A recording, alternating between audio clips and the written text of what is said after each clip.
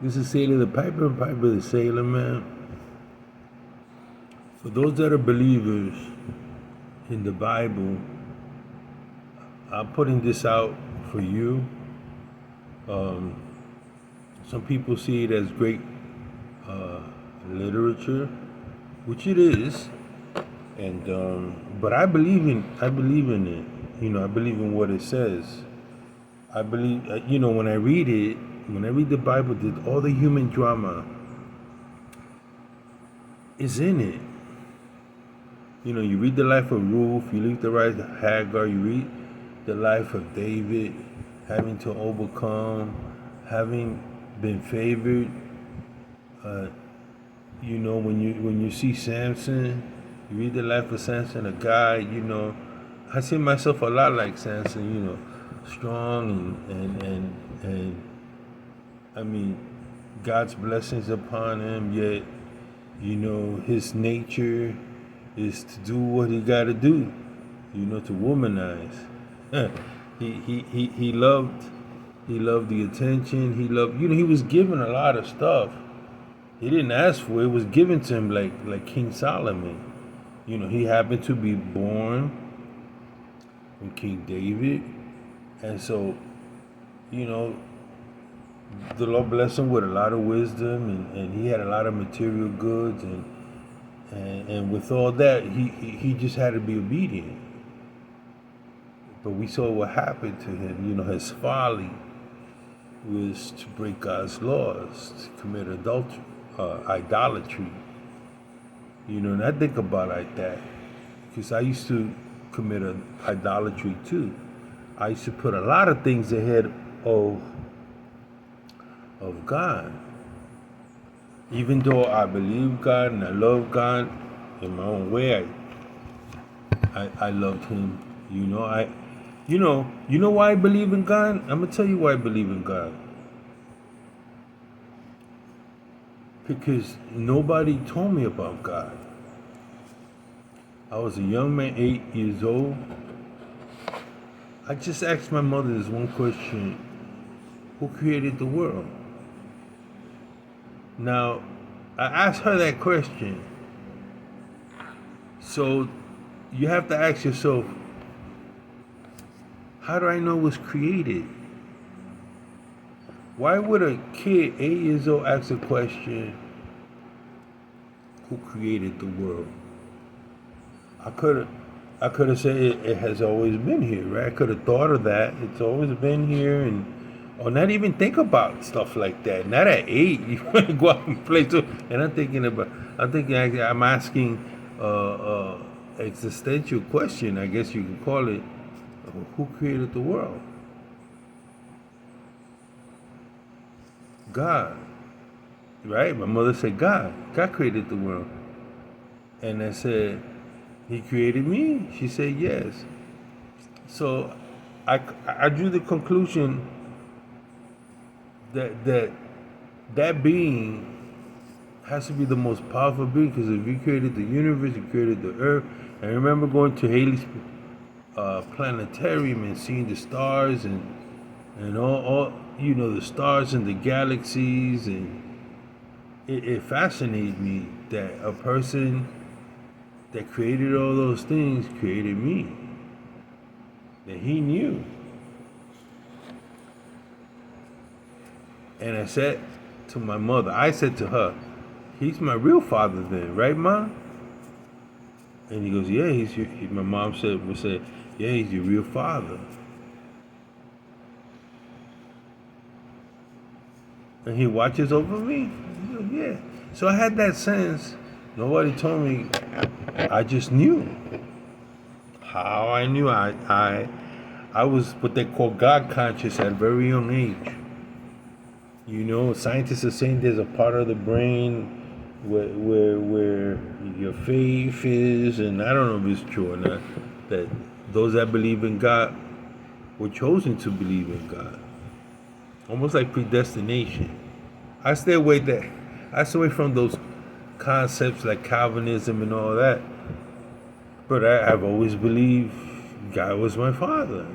And in doing so, I also understood that the Bible was a very, very holy book.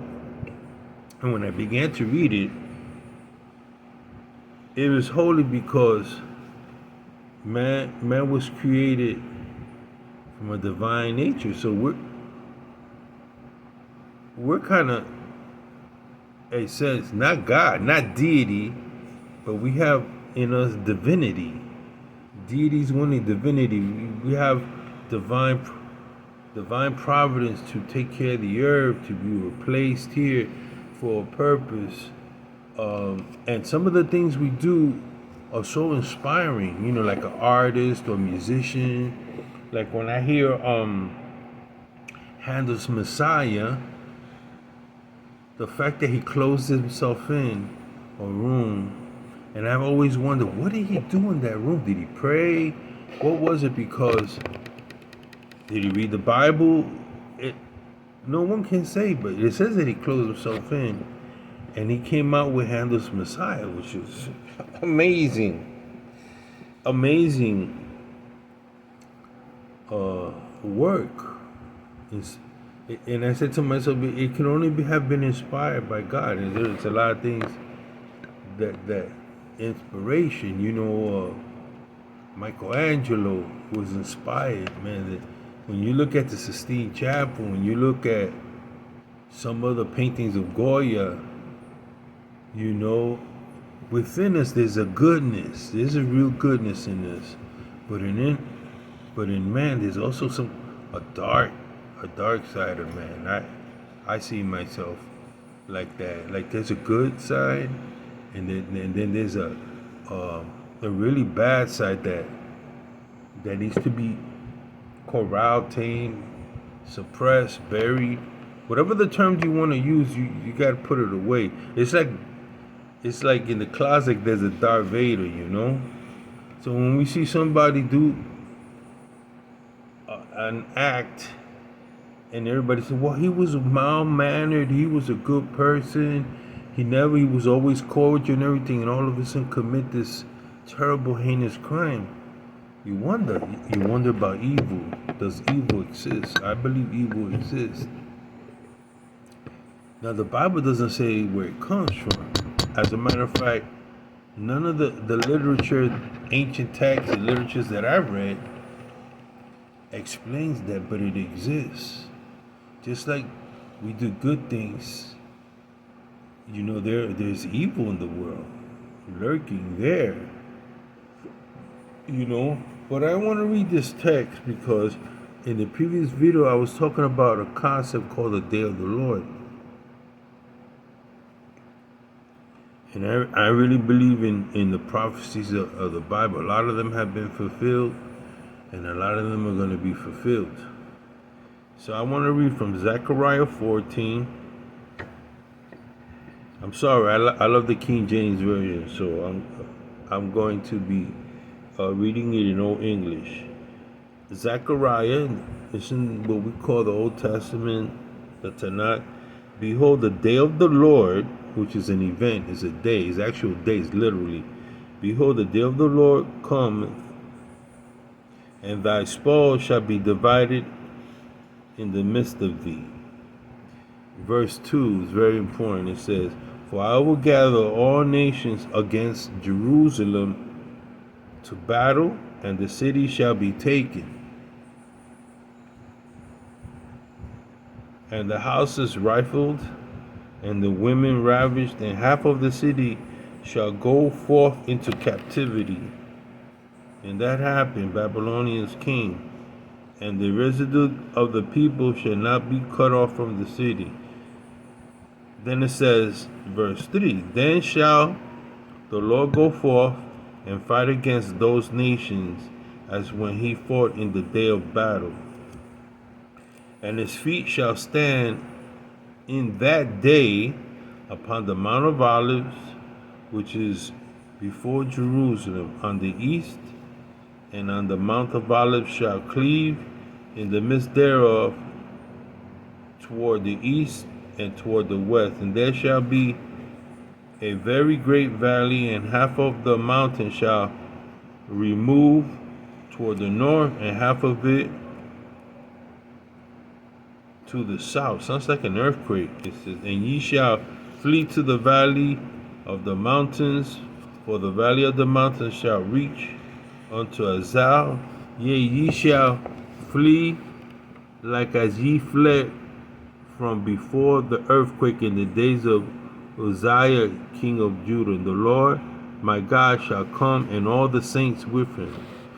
Wow, there's something like this in the book of Enoch, where Enoch sees the coming of God. And it shall come to pass in that day that the light shall not be clear nor dark. You find that also talking about that the sun will lose its light, and the moon, blood red moon. People talk about that. But it shall be one day which shall be known to the Lord, not day nor night, but it shall come to pass that at evening time it shall be light. And you can read the rest of the chapter, and it talks about that day that's to come, the day of the Lord. And there are other passages that talk about that this day is like a day of vengeance, a day of wrath that's to come to the earth. People say, "Oh, that ain't gonna happen." We're doing it to ourselves, aren't we? In a way,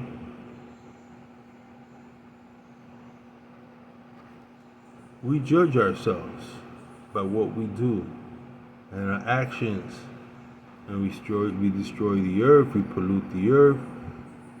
Wars and famines are caused by man. We enslave one another. That's and then we blame God. We do all these things. We cause all these famines. We choose not to help a nation that goes through famine. We hold back material goods from starving people because we're not making a profit. This is stuff we do. We're doing it. We're judging ourselves. We're condemning ourselves. But then this is a specific day that God takes vengeance.